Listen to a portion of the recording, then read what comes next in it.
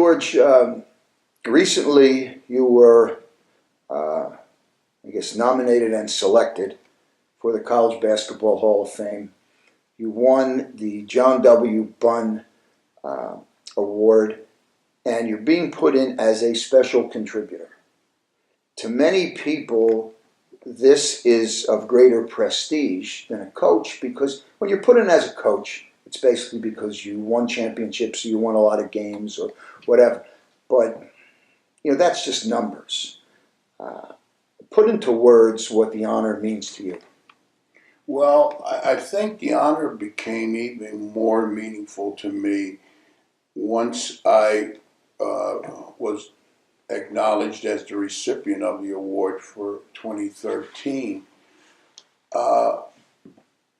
When I went back and researched the award and the previous recipients, when I looked at the previous recipients, boy, I said, man, you're in there with the really fast company, the real influencers, the power brokers of basketball at one level or another over the years, and then I started to question whether I really could match up to these people. I'll give you a specific example. Dave Gavitt. I think Gavitt made.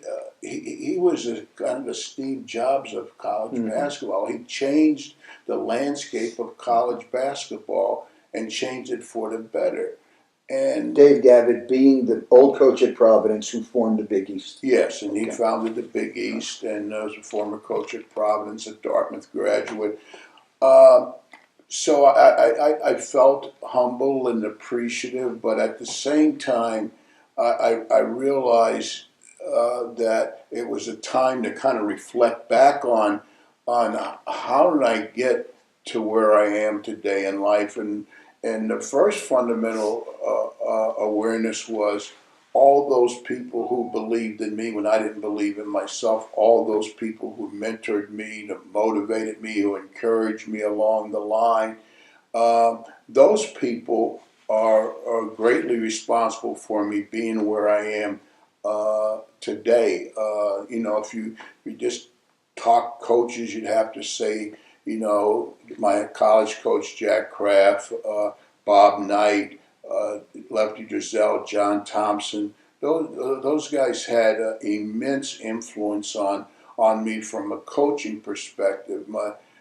Just from a personal perspective. Obviously, my mom and dad, my cousin Bill, my godfather, Father Nadine. He was the one who taught me and started me playing basketball. So you come to a couple conclusions. One, no one achieves success alone. There's a whole host of people standing off in the wings who were strong contributors toward your growth. And the other thing is to not bow to the temptation that you've arrived. To me, I try to be mindful of something they teach us at Nike, is that there is no finish line. So with that realization, I say to myself, hey, there's still huge mountains to scale, and there's still enormous challenges to be confronted. And this is a nice award, but don't let it get to your ego and make you think you're someone that you're not. And so I'm deeply appreciative of it. I think the way you framed it is interesting, that when you go in as a coach, it's based on numbers, and those numbers are always built around winning and losing. But and I've always kind of felt ultimately the biggest opportunity that you have as a coach, from a winning standpoint, is to teach young people how to win in the biggest game they're ever going to participate in, and that's the game of life.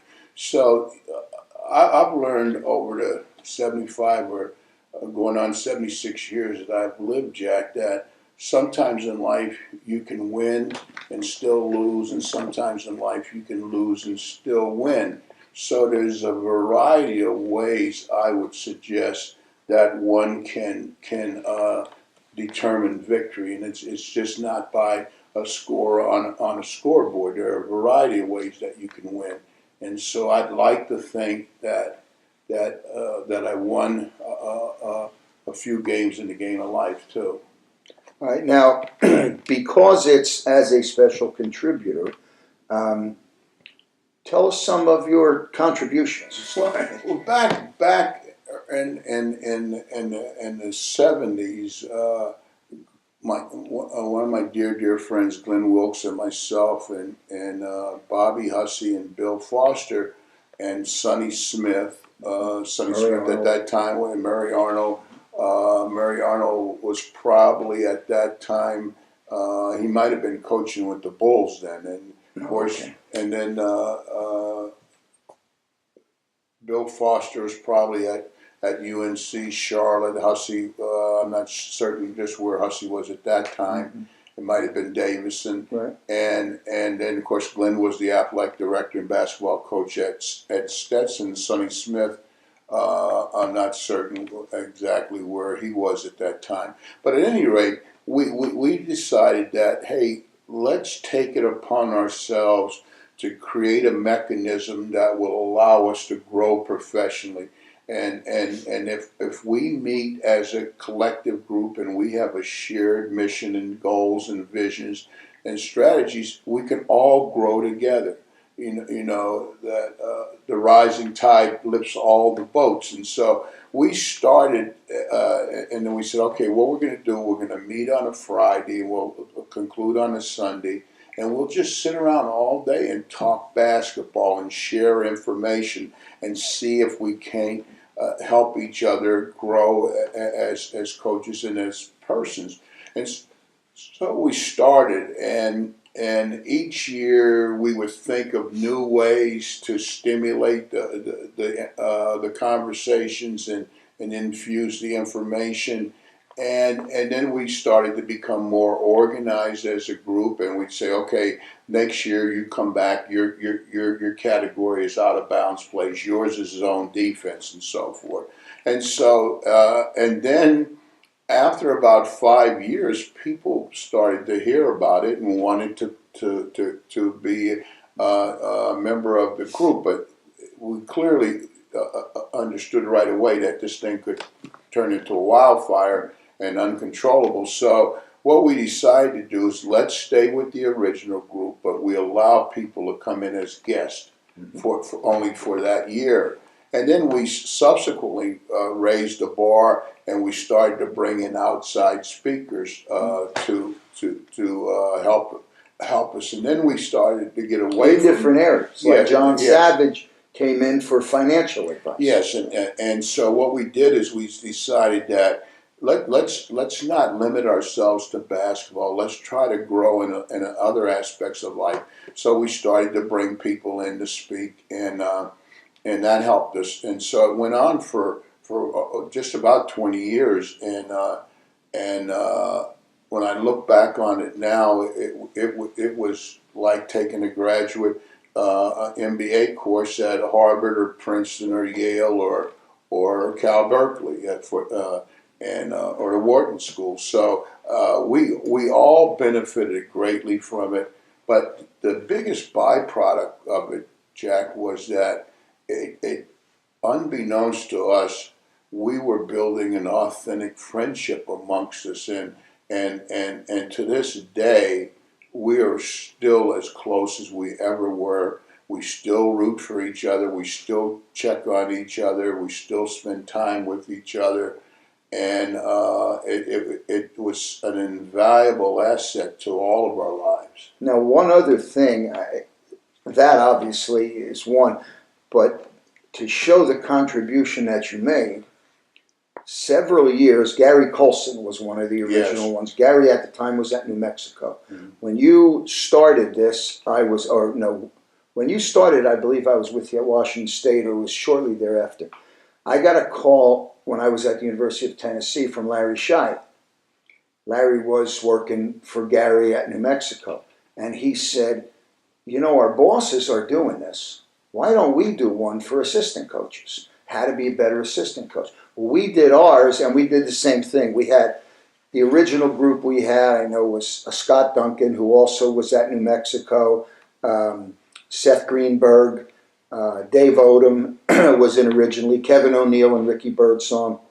And about the second year we did it, we got a call. Larry called me and he said he got a letter. It's when people still wrote letters. He got a letter from a kid who was a graduate assistant at Providence and heard how great our thing was, wanted to come out, be a fly on the wall, and or present if we wanted to present. And he said, what do you think? And I said, Patino's, we want all Patino's full court pressure stuff. Well, this guy comes out and there's a 3-ring binder for each of us. It was Jeff Van Gundy. Mm-hmm. And from then on, Jeff, we had the rule, I think similar to yours, when you came out, then you could be part of the group and listen the following year. So Jeff joined, and there were several other people in it who were fabulous.